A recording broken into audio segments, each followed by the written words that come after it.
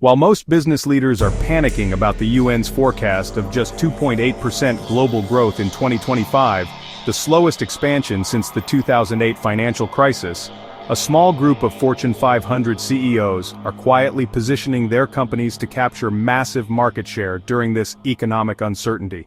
If you're feeling overwhelmed by economic headwinds and wondering how to navigate 2025's challenging landscape, you're not alone.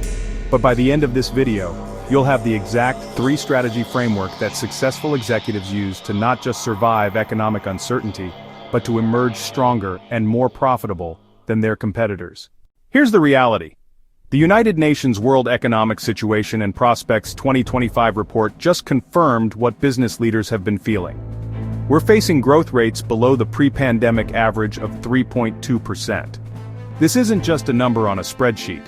McKinsey's latest CEO survey reveals that 73% of executives expect their revenue growth to slow significantly in 2025, with 45% already implementing cost-cutting measures.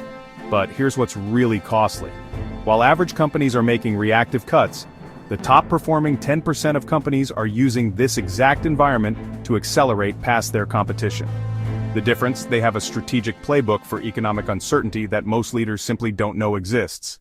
Recent case studies from companies like Amazon during the 2008 recession and Microsoft during the dot-com crash reveal exactly how elite leaders think differently about economic downturns. These aren't theories from business school.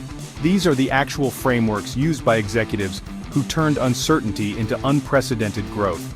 If you're getting value from these Fortune 500 insights and want to think like a top-tier executive, hit that subscribe button now. We dive deep into CEO strategies like this every week, and you won't want to miss what's coming.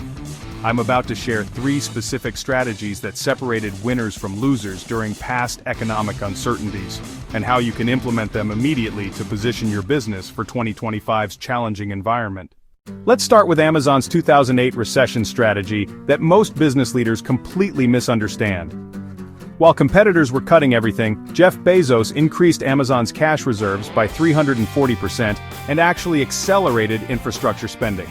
Here's why this worked and how you can apply it. The psychology behind this is simple. Economic uncertainty creates opportunity gaps.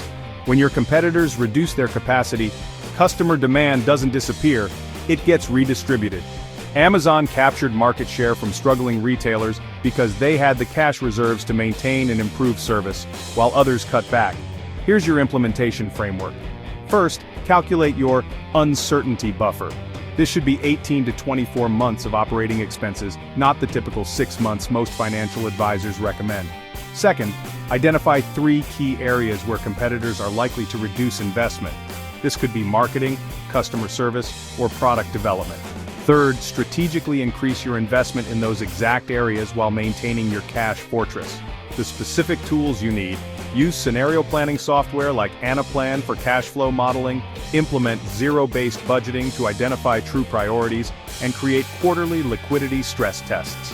Companies that implemented this approach during 2020 saw average revenue growth of 23% while their industries declined by 8%. Here's where most leaders get this completely wrong. They think recessions are times to hunker down.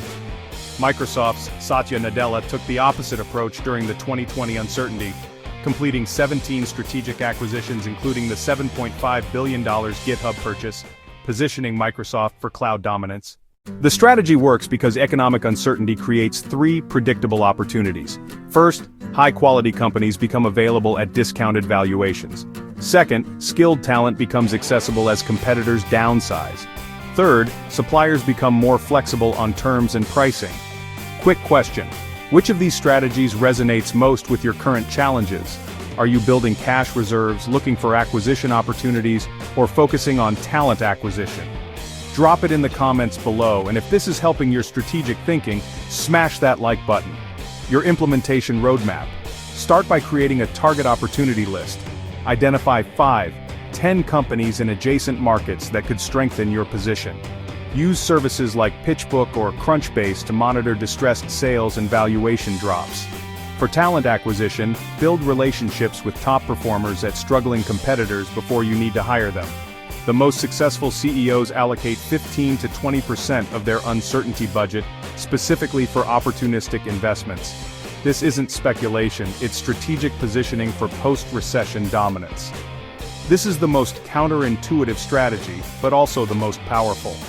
While competitors are cutting customer service and raising prices, Apple increased their customer support investment by 180% during the 2008 recession, resulting in unprecedented brand loyalty that still drives their premium pricing today. The psychological principle is called negativity bias mitigation. During economic stress, customers become hypersensitive to service quality. Companies that maintain or improve customer experience during tough times create emotional bonds that last decades. The data backs this up. Customers acquired during recessions have 2.3x higher lifetime value than those acquired during growth periods. Business leaders continue to join our community for weekly strategies just like this. If you want to think and act like a Fortune 500 executive during economic uncertainty, subscribe and hit the notification bell. Your competitive advantage depends on staying ahead of these trends. Here's your customer loyalty implementation system. First, audit your entire customer journey for friction points that become amplified during economic stress. Second, implement what I call uncertainty communication protocols. Proactive outreach to reassure customers about your stability and commitment. Third, create recession-proof value propositions that emphasize essential benefits over nice-to-have features.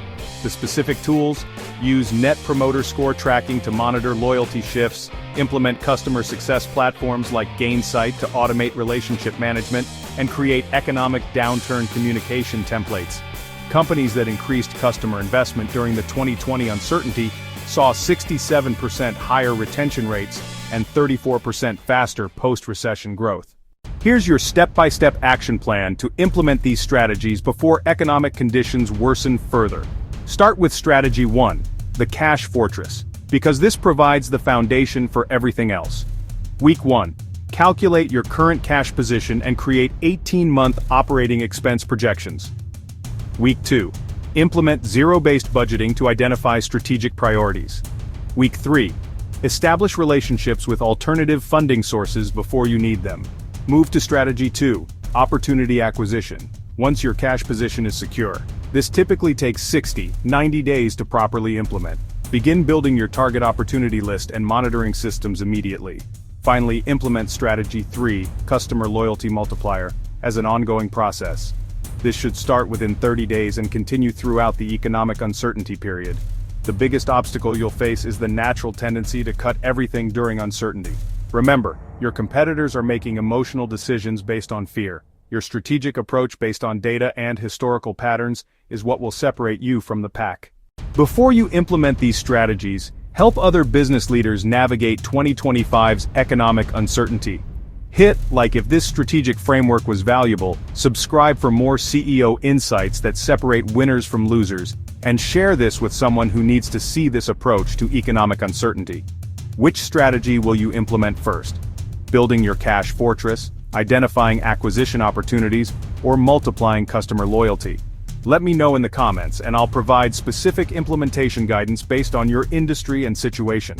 Join our community of leaders who've transformed their approach to economic uncertainty. Subscribe for weekly strategies and hit the notification bell so you never miss insights that could determine your competitive position. Next week, I'm breaking down the $40 billion funding round that broke venture capital, as 73% of funding this year went to just two companies, $40 billion to OpenAI and $14.3 billion to Scale AI. We'll explore what this mega funding concentration means for entrepreneurs. The difference between companies that struggle and those that thrive during economic uncertainty isn't luck, it's strategy. You now have the playbook. The question is, will you implement it before your competitors figure it out?